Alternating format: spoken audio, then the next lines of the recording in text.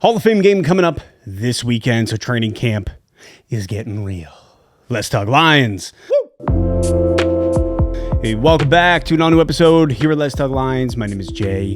Look, man, there's 100 different places you can get all this information, so what I'm going to do is try to recap it, but also give you some implications of what that means in order to make this just a different watch, a better watch for you at this point, because everybody and their brother is covering Lions training camp. And that's not a bad thing.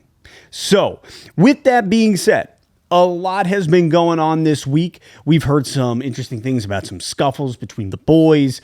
Obviously, the Anzalone Contract situation, QBs 1, 2, and 3, some of the D alignment. So, let's just kind of get into it. First and foremost, Anzalone did go out on the practice field today, which is huge. That's a huge step forward in what is this contract negotiation problem. However, when asked at the end of the day, hey, does this mean things are progressing? His answer was emphatically no.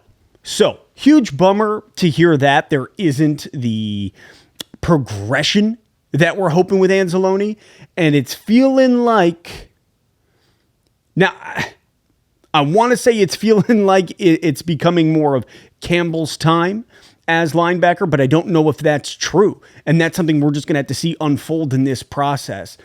I want Anzalone back for another year, but the fact that he was practicing up on the hill, he was doing his own thing with some trainers, like he was not out there with the boys because obviously he's not there yet. He's not ready to go with everybody.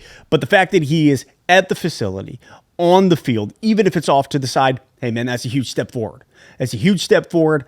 I want this contract done because I think even Noah Gilson, a commenter, put it in their last video. The best version of the Lions this season is a Lions squad with Alex Anzalone on it. And I believe that. I believe that fully. I think that is such a good way to put it because can Campbell step up? Sure. Yeah, absolutely. Malcolm Rodriguez, he's expected to come back October, November. Derek Barnes gets that payday. I think he's making the most of the linebackers in the room at like $8 million a year. So all is said and done. When all is said and done, I think the best version of the Lions is, as Noah put, it's with Anzalone out there wearing the green dot. I believe that. And let's just hope that kind of gets rolling. From there, Roy Lopez. Hey, he obviously had a little bit of an injury, but he was able to get back out there, taking reps with the second team, which is great to see, knowing that Alim McNeil is gone through probably November, but he looks solid. From there, Tyleik Williams. Everything I'm hearing, everything that I'm seeing, Tyleik Williams is going to be a problem for O-lines this season, and I love it. And we all knew that. Like, when the Lions drafted Tyleik, you knew, like, okay, this guy, he's a disruptor, big boy up front. We're building out the trenches because that's what we do, and I love it. And everything we're seeing, him paired up with DJ Reader in these 7-on-7s or 11-on-11s, like, he is coming out. He's coming out hot. He's coming out fast. He's disrupting the pass. He breaks through the line, makes his way to Goff immediately on the first rep. After that, him and DJ Reader causing hell, breaking in through there, giving Hutchinson that capability to come in off the line. These implications are huge with Tyleik Williams up front. And now just imagine that when Alim McNeil is back on the field. Between him, Reader, McNeil, like this D-line is taking huge steps forward, especially with Levi Onwuzurike going to be out for the entirety of the 2025 season. This just warms my heart more than this garage is warming my body. Like, knowing that is a huge step forward for us. It's a huge step for this D-line. And you know what? I got to ask the question, when you look at Davenport, I'd rather have Zadarius Smith.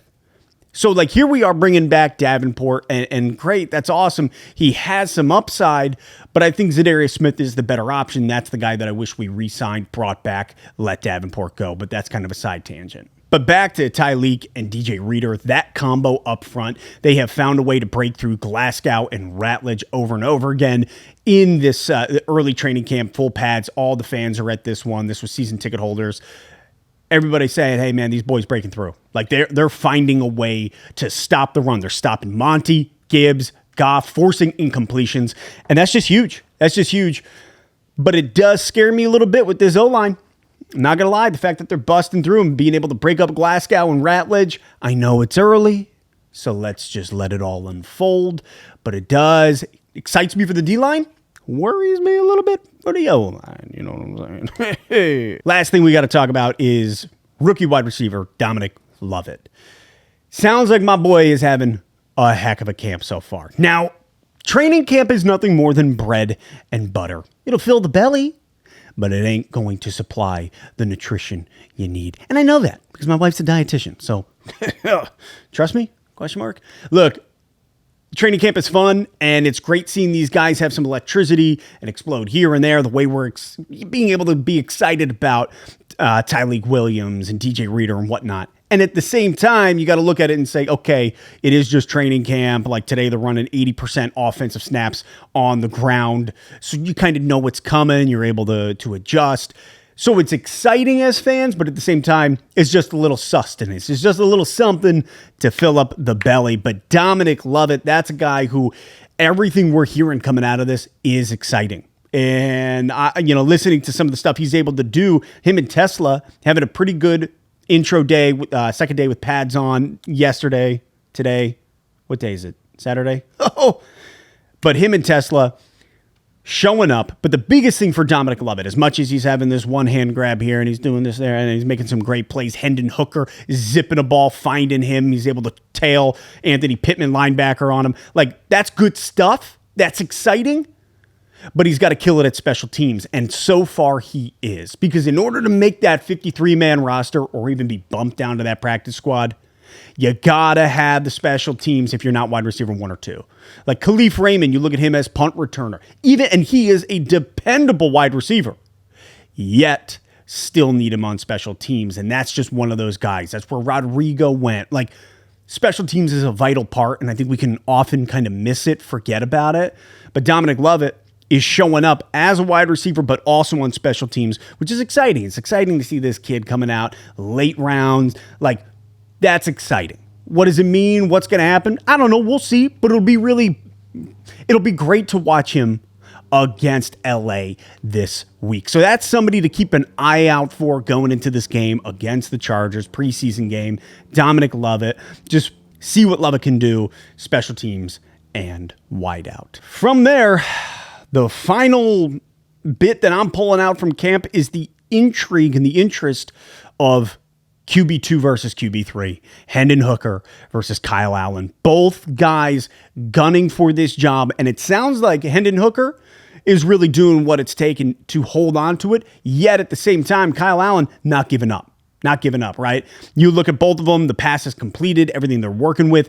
Yeah, Hendon Hooker performing well, made a couple mistakes. Kyle Allen, less mistakes, but a few more checkdowns, a few more, zips here and there. So it's kind of like, that is probably the most exciting thing for me heading into this preseason game is watching Hooker hopefully get the first half and then Kyle Allen get the second half, be able to see those two guys under duress of second team, third teams from the Chargers and really see what they can do.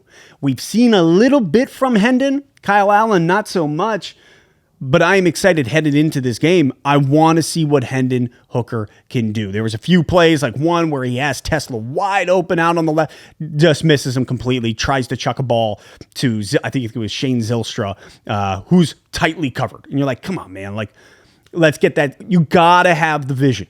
You got to have the vision. And, you might be like, well, who cares? It's just QB 2 and 3. Well, I do care if we get into the playoff situation that we got into last year and Goff goes down. And I need to know that this guy can just manage, have the vision, see the field, manage the game, and B, hey, man, do something. You know what I'm saying? So that's why I'm excited. Some people are like, who cares? It's just QB 2. Well, okay. Who cares, I guess? I do. Jeez. So that's kind of exciting.